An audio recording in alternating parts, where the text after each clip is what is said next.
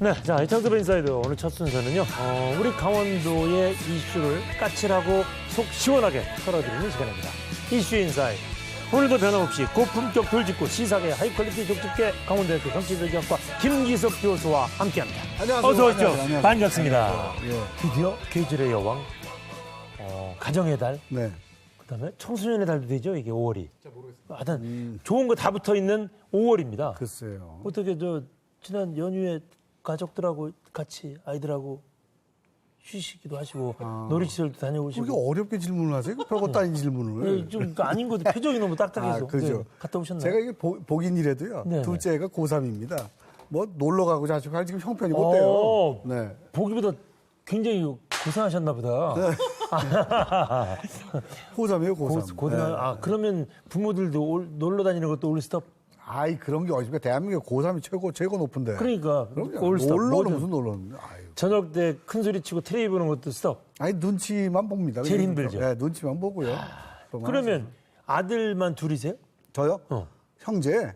밑에 자녀들은. 저는 아들만 둘이죠. 그럼 아들들 키울 때도 매를 들어본 적이 없어요? 한두 번 있었는데요. 네네. 큰아이 어릴 때. 그 다음에 반성하고 다시는 손을 안 댑니다. 뭘 반성하셨어요? 애가 거짓말을 하는 거예요. 네네. 한 두 돌이 좀 안 됐는데 때렸거든요. 제가 이렇게 안아주니까요. 귀에다 대고 아빠 거짓말이 뭐야 이렇게 물어보더라고요. 진짜로 농담이 아니고요. 그래서 내가 아이를 모르는구나 그렇게 생각해서 때리는 건 다시는 하지 한 번 더 했습니다. 양심에 한 번 더 했어요. 더 게임에 빠져가지고 한 번. 너 죽고 나 죽자고 한 번 제가 한 적이 있었습니다. 너 죽고 나 죽자면은 거의 너 죽이고 나 죽겠다 이렇게 한 번 한 적이 있어요. 몽둥이로. 한 번. 네네. 그래서 오늘은요 사실은 가정의 달을 맞아서 이런 그 가정 내에 뭐라 그럴까 폭력이라면 폭력이고 어떻게 보면은 아이들한테 막 상처 주는 것들 많잖아요. 키운다 그러면서 그렇죠. 뭐 사랑하니까 너 잘 되라고 하는 거야라고 이유는 내세우면서 거짓말이죠. 그렇죠. 그래서 이 얘기를 좀 해보려고 합니다. 이것 교육 현장도 똑같습니다. 너 잘 되라고 때린다 그러잖아요. 같이 화풀이 하는 거 많아요. 맞아요. 사실은. 그러니까 그래서 이제 전문가와 함께 이 얘기를 좀 나눠보려고 하는데 좋습니다. 저희들이 뭐 얼마나 뭐 전문가 애는 키워봤지만 또 이렇게 전문가는 아니니까 전문가 얘기를 듣고 아니, 한번 저는 또 나름 교육 전문가라고 또 이렇게 불러주세요. 예. 네네.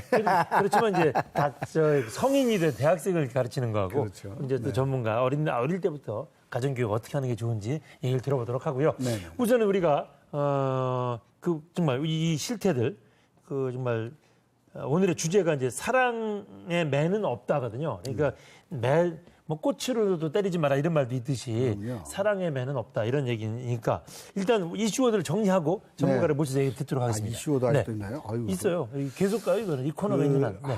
근데 네. 사실은요. 네. 아이들에게 폭력을 가해서 특히 부모가 폭력을 가하는 거잖아요. 네. 폭력을 가해서 아이들의 장래를 망치는 여러 가지 형태로 죽이기까지 하고요. 네. 그거 사실 가정이 해결하지 못하는 문제는 이웃과 사회가 해결해야 되고요. 이웃과 사회가 잘 해결하지 못하면 국가가 개입해야 됩니다. 그래서 제가 하고 싶은 한마디예요. 그 말이구나. 등잔 밑이 어둡다. 꺼진 불도 다시 보자. 오늘 이슈어드가 그거라고요? 조금만 이상하면 네. 관심을 갖고 보셔야 됩니다. 주변에서. 사실 이것은 주변 분들이 도와주셔야 돼요. 왜냐하면 네. 병든 분들이에요. 아이들 생각을 해보세요. 자기 자식을 구박하는 분들이요. 네. 맞습니다. 네, 그래서 뭐 주변에서 항상 감시하고 필요하면 또 저 신고도 하고 해주셔야 되죠. 좋습니다. 멋지게 정리하셨어요. 네. 등잔 밑이 어렵다. 저는 두 단어를 준비했습니다. 착각과 무지 두 개로 했습니다. 사랑의 매라는 착각. 그렇죠. 내가 너 잘 되라고 하는 거야 임마. 그다음에 대부분의 젊은 엄마 아빠들이 몰라 아이를 어떻게 잘- 키우는지. 그렇죠. 교육을 받을 기회도 없었어. 그래서 저는 갑자기 이걸 고민하다 보니까 착각과 무지다 이런 생각이 들어서 비슷한 내용이네요, 선택했습니다. 사실은. 네. 네. 자, 좋습니다. 이번에 강원 남부 아동보호기관의 임진묵 관장님 모시겠습니다. 네, 어서 오십시오. 반갑습니다. 네, 반갑습니다. 네. 네, 반갑습니다. 임진묵. 아니, 원래 여기 나오시면 저하고도 인사를 하셔야 돼요. 네, 안녕하세요. 일단 하십시오. 반갑습니다. 네. 너무 질 뻔했네. 오늘 저희들이 특별히 모신 이유는 이게 참 5월 하면 정말 아까도 말씀드렸습니다만 계절의 여왕이고 막 가정의 달이고 어린이날도 있고 막 굉장히 기분 좋은 달인데 왜 이달에 그 아동보호 전문기관이 제일 바쁘다고 그래서 네. 아니 왜 이 시기에 신고가 많은 겁니까? 왜 제일 바빠요? 아동학대의 신고무자들이 있어요. 법적으로는 신고무자라고 이제 분류되어 있는 그 신고무자들이 이제 교사, 신고 의무자? 그죠? 신고 의무자. 네. 교사라든가 어. 이제 보육교사, 그다음에 아이들과 가장 근접하게 일을 하고 있는 직업을 가지고 있는 분들이 신고무자 직군이거든요. 이분들이 아이들을 대학 또 교수는 아니죠? 교수님은 아닙니다. 아니죠. 네네네. 그래서 만나게 됐을 성인을 때 가르치잖아요, 성인. 네네. 만나게 되면 이제 아이들이랑 상담하는 시간들도 생기게 되고 이제 발견하다 보니까 이제 신고를 하는 신고율이 늘어나는 신고율도 늘어나고. 와, 되게 되고 그렇군요. 또 5월달이 가정의 달이잖아요. 네네. 그래서 이제 지역에서 이제 많은 행사들을 많이 합니다. 뭐 어린 주간이라고 해서 이제 아동학대 홍보, 그다음에 지역 사회에 있는 기관들끼리 또 모여서 같이 홍보하는 그런 이제 시기가 있다 보니까 행사도 겹치게 되고 그리고 이제 뭐 신고뿐만 아니라 우리들이 아이들을 직접 만나서 예방 교육 프로그램들도 하거든요. 그러니까 교육 사업도 하고 아동학대 신고에 대한 개입도 하고 홍보 사업도 같이 하다 보니까 가장 바쁜 시간이 이제 봄. 네네. 그런 이런저런 일이 제일 바쁜 시기다. 네네. 그런 의미시군요. 네네. 그럼 우선 본론에 들어가기 전에 아동 학대라는 좀 개념부터 좀 정립을 했으면 좋겠어요. 우리가 보통 그냥 아동 학대 그러면 막 저기 때리는 거, 폭력 이것만 생각하는데 사실은 개념이 더 넓다면서요, 의미가? 그렇죠. 한 가지 질문이 드리고 싶은데 이창섭 네네. 씨는 아동의 연령이 몇 살인지 아시나요 혹시? 아동이면은 13살까지 13살. 아닌가요? 네. 교수님은? 취약아동 있고 취약전 아동이 있는데 취약아동이 13살까지인가요? 네, 그렇죠. 네, 보통 사람들이 아동이라고 하면 이제 초등학생, 취약학생들까지가 아동 아니냐라고 생각하시지만 아동이라고 하는 것은 이 아동복지법상 만 18세 미만까지. 18세까지. 그러니까 이제 되게 광범위하죠. 그러니까 취약이라는 0세부터 만 18세까지니까 범위가 이제 광범위하고. 어떻게 보면 거의 미성년이 다 네. 들어가는 거네요. 네, 여기. 그렇죠. 오. 그리고 이제 이 그 아이들에 대한 학동 학대 이렇게 개념 자체가 그러니까 정상적인 발달에 저해하는 것까지 다 포함이 됩니다. 그러니까 아동복지법 만든 입법 취지가 예. 아이들의 정상적인 발달을 저해하는 폭력이라든가 가혹행위까지 다 포함이 되니까 가혹행위. 이게 범위가 엄청나게 넓은 의미인 거죠. 그러네요. 꼭 직접적으로 때리는 것뿐이 아니라 네. 이상하게 여러 가지 방법으로 괴롭히는 거. 정서적인 예. 거라든가 모든 것이다. 뭐 성적인 거라든가 그다음에 아이를 적절하게 양육하지 않는 방임까지도 다 포함이 되니까 관심 안 두는 것까지도. 그죠. 오, 무관심한 것까지도 네. 그런 일이 벌어지는 이유가 있을 텐데 말이죠. 분석을 해보면. 뭐 보통 뭐 내 거 같이 생각하잖아요. 자식이라고 그래서. 그죠. 소유물. 네. 네, 가장 내 큰 소유물. 원인이 네. 이제 그겁니다. 이제, 네. 이제 부모님들이 가장 많이 이제 오해를 하고 있는 게 내가 이제 아이를 낳았으니까 내 마음대로 할 수 있다라는 그런 이 착각 이런 것들을 좀 가지고 있고. 어느 전문가도 이제 그 굉장히 기억에 남는 얘기가 그거였어요. 사실은 소위 언론에서 일가족 몰살이라고 쓰잖아요. 동반 네네네. 자살을. 네네. 그렇게 쓰지 말고 타살 후 자살인 거다.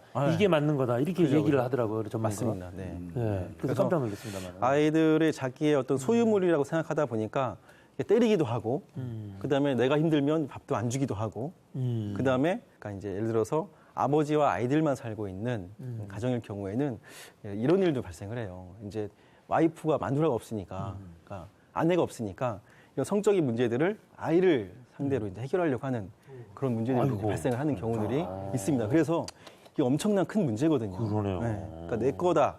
나의 소유물이다라고 생각하는 부분들이 이제 그런 부분들까지도 발생이 되고 있어서 큰 문제라고 좀 생각이 듭니다. 자, 그럼 여기서요. 일단은 좀 저기 설마 그 정도라고 생각하시는 분들도 많으시거든요, 사실은. 네네. 그러니까 전반적인 아동 학대 실태부터 좀 자세히 좀 살펴보면서 얘기를 좀 나눠보도록 하겠습니다. 네. 아동학대 사례가 이제 해마다 증가하고 있는 추세입니다. 그래서 이제 신고보다도 훨씬 더 많은 아동학대, 그러니까 발견되지 않은 아동학대가 훨씬 많다라고 좀 보여지는데요. 2016년도 통계를 보니까 아동학대 의심 건수가 18,573건이었고요. 네. 2015년도가 11,715건.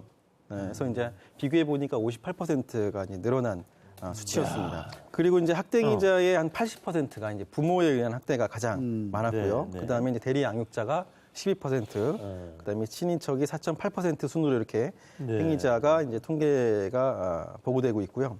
아동학대 사례 유형별로 보니까 이제 두 가지 이상의 학대가 발생되는 게 중복학대인데요. 이게 무려 이제 45.6%를 차지하고 있었고, 반 가까이네요. 네, 그 다음에 가장 높은 게 이제 정서학대입니다. 정서학대.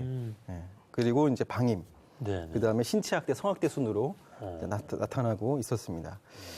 그다음에 이제 발생 장소를 보니까 예. 아무래도 이제 부모에 의한 학대가 이제 80% 된다고 그랬잖아요. 오, 네네네. 그리고 이제 가정 내에서 일어나는 게 82%로 가장 높게 나타났어요. 거의 다군요. 그죠? 네. 그래서 이제 아까도 처음에 얘기했던 것처럼 봄이 되면서 이제 발견율이 높아지는 이유가 이제 네. 가정 내에서 일어나는 것들이 이제 인식하게 되는 그런 상황들이 발생이 되고 있고, 그다음에 피해 아동의 연령들이 아까도 이제 그 대부분 아동의 연령이 초등학생 그것처럼 피해 아동이 13세에서 15세가 가장 높게 나타나고 있었습니다.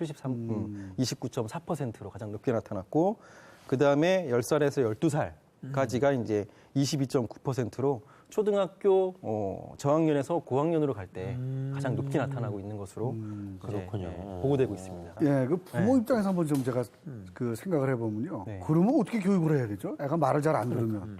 그래서 사실 이제 그걸 우리가 더 네. 명확하게 해서 알려드리는 게 좋지 않을까 싶어요. 네, 그래서 이제 부모 교육이라는 것들을 이제 봤는데 이제 뭐 이상섭 씨나 교수님도 결혼하시면서 혹시 부모 교육을 받으셨나요? 안 받았지. 우리는 저절로 아빠 되는 줄 알았죠.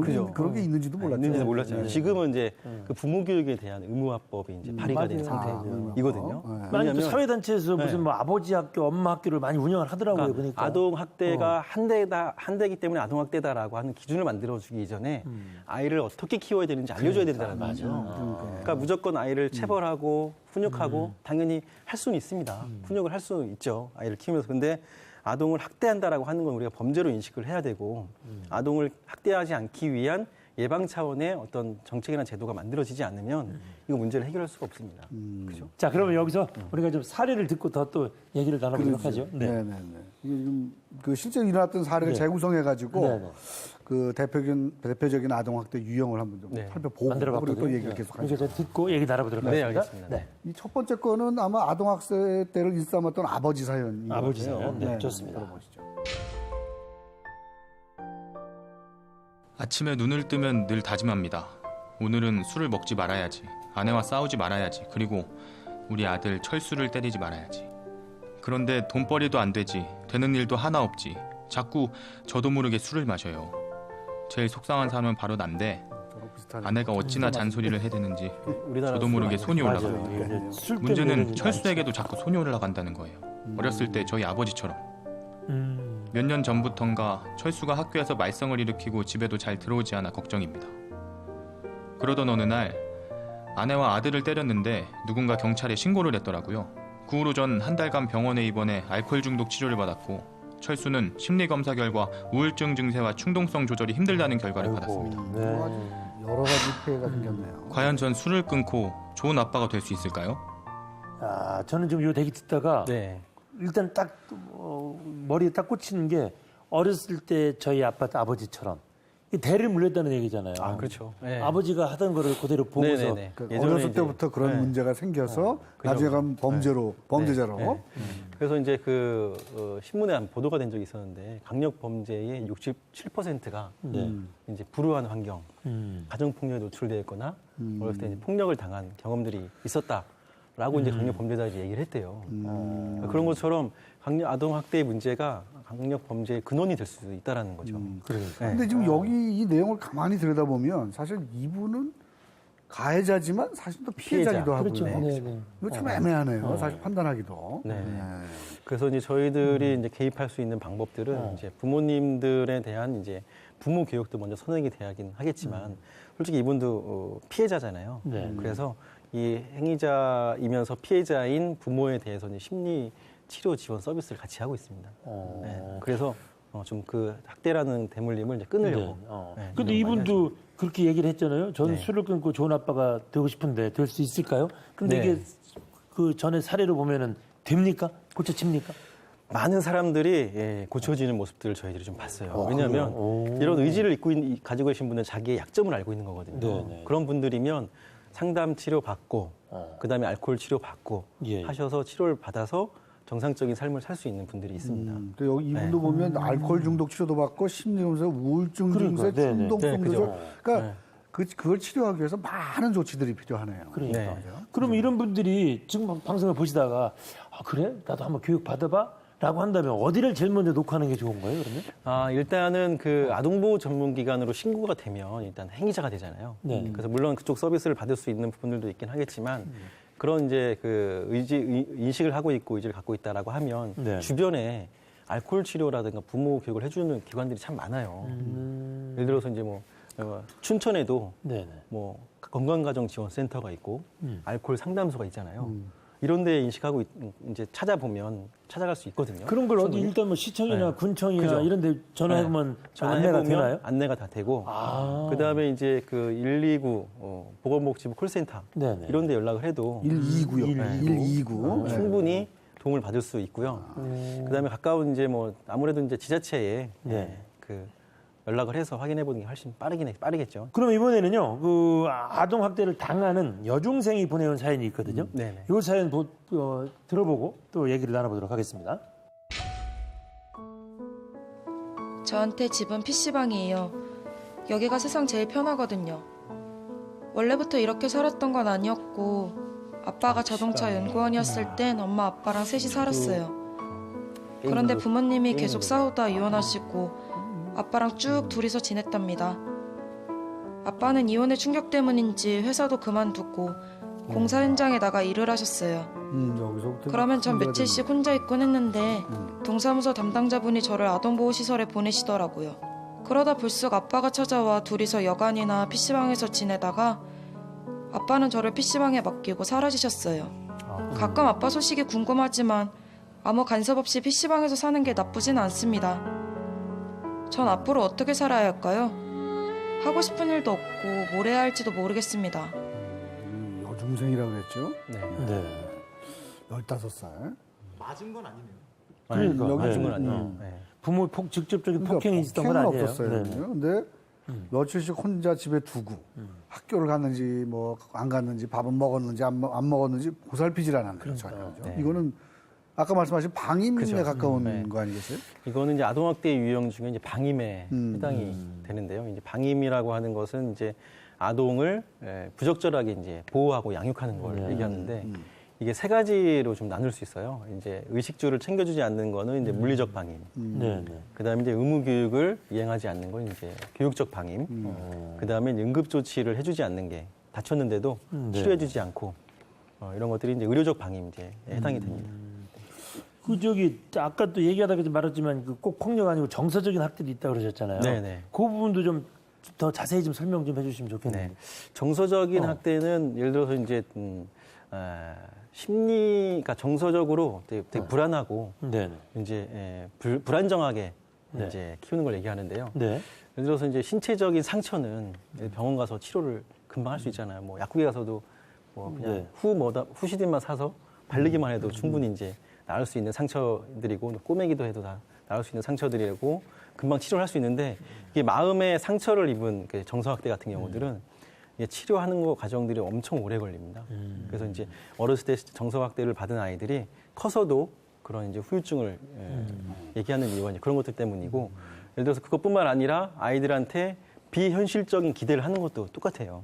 예를 들어서 이제 막 이제 걸음마 하고 있는 아이들한테 뭐 바닥을 청소해라, 뭐 설거지를 해라, 네네. 뭐 이런 거. 그 다음에 이제 뭐 중고등학교 아이들한테 뭐 돈을 벌어와라, 뭐 이런 거. 이런 거 시키는 것들이 이제 비현실적인 기대잖아요. 근데 네. 예, 근데 이걸 지금 이 케이스도 제가 보면서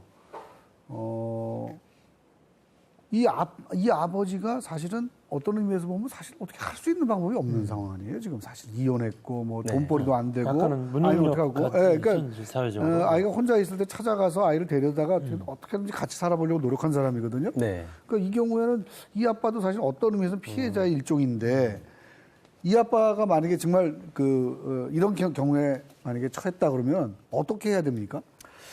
일단은 이것도 마찬가지로 이제 그 지자체에 도움을 요청하는 게 가장 빠른데요. 지자체 이제 도움. 아이를 키울 수 없는 환경이잖아요. 예를 들어 네. 집도 없고, 네. 그다음에 이제 뭐 경제 활동도 하기도 어렵고, 그다음에 데리고 있어도 좀 아동 양육하기 힘들어하고, 이랬을 때는 이제 지역에 있는 아동복지 시설들이 있습니다. 근데 뭐 그게 뭐 정말 많아서 아이를 많이 보호할 수 있는 건 아니지만, 그랬을 때는 국가가 이제 아동 양육을 책임질 수 있도록 이제 법적으로 이제 아동복지법 명시되어 있거든요. 그래서 아이를 돌볼 수 없는 상황인 거에 대해 충분히 이해를 시켜 설명을 하고 나서 입소 절차를 밟으면 아동복지시설에서 아이를 그러니까 입소해서 이제 보호를 해주고요. 아이가 자립할 수 있을 때까지 지원을 해줍니다. 그러니까 이런 부분들을 많이 이제 모르셔서 이용을 못 하시는 경우들이 많이 있어서 신고되는 경우들도 있어요. 네. 그리고 또 하나 보면 사실 이게 초등학교 정도 들어가서 이제 뭐 3, 4학년 올라가고 고학년이 되면서부터 중고등학교 때까지 보면은 사실은 공부 때문에 성적 때문에 갈등이 제일 많잖아요. 그죠. 어느 뭐 아동학자가 한번 저 방송에서 본 기억이 나는데 자기 자녀들 중에 자녀들한테 성적만 빼고 보면 안 예쁜 애들 하나도 없다고 누가 그렇게 얘기하더라고. 그래서 그 갈등이 제일 심하잖아요. 심지어는 네네네. 뭐 야, 너 하루에 5시간 이상씩 자면 안 돼. 뭐 이런다든가. 네. 이것도 학대 아니에요, 사실은? 그렇죠. 이제 그 비현실적 기대하니까 이게 예를 들어 예전에도 이제 이제 언론에 나온 적이 있었는데 네네. 고등학교 3학년짜리 그 애한테 너 서울대 법대를 가라. 얘는 이제 거기보다도 다른 이제 목표가 있었던 거죠. 그리고 자기 성적에 맞춰서 또 가야 되는데 이제 부모님이 그거에 대한 비현실적인 기대를 하고 있는 거예요. 너 법대를 가서 너는 이걸 해야 된다라고 해서 그러니까 얘가 너무 스트레스를 받아가지고 이제 어머니를 존속 살해.